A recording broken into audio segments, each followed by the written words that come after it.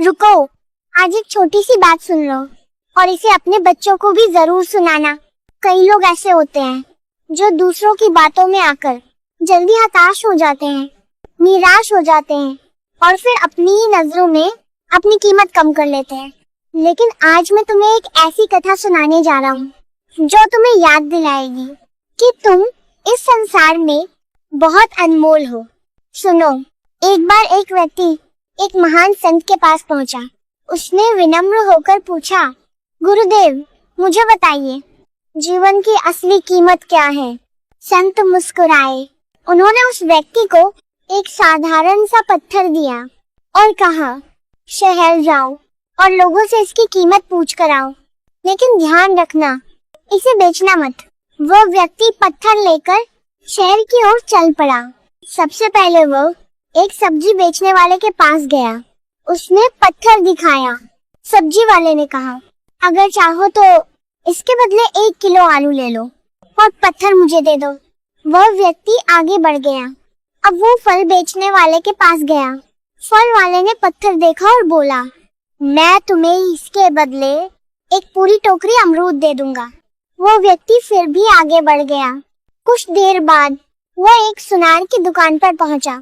सुनार ने पत्थर को ध्यान से देखा और बोला, मैं तुम्हें इसके 50 लाख दूंगा, ये पत्थर मुझे दे दो। जब व्यक्ति नहीं माना तो सुनार बोला, ठीक है, मैं 2 करोड़ देने को भी तैयार हूँ। लेकिन उस व्यक्ति ने फिर भी पत्थर नहीं बेचा और आगे बढ़ गया। अंत में वह एक जौहरी की दुकान पर पहुंचा।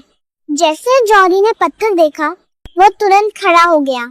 उसने लाल कपड़ा बिछाया, पत्थर को बड़े सम्मान से उस पर रखा, हाथ जोड़कर प्रणाम किया और उसकी परिक्रमा करने लगा। वो बोला, ये तो बहुत ही दुर्लभ और अनमोल रूबी है, बताओ तुम इसे कहाँ से लाए हो? वो व्यक्ति वापस संत के पास गया और सारी बात बता दी। तब संत मुस्कुराए और बोले, यही जीवन का सत्य है। हर इंसान इस अनमोल रूबी की तरह होता है, लेकिन लोग तुम्हारी कीमत अपनी समझ के अनुसार लगाते हैं। किसी के लिए तुम 1 किलो आलू के बराबर हो सकते हो, किसी के लिए एक टोकरी फल के बराबर और किसी के लिए अनमोल खजाना। इसीलिए मेरे प्रिय भक्त, लोग तुम्हारे बारे में क्या कहते हैं या क्या सोचते हैं, इससे तुम्हारी असली कीमत कभी कम नहीं होती। बस याद रखना, तुम्हारी कीमत वही समझेगा जिसके पास सही नजर होगी। और हाँ, कमेंट में जरूर बताना मेरी यह कथा तुम्हें कैसी लगी। राधे राधे।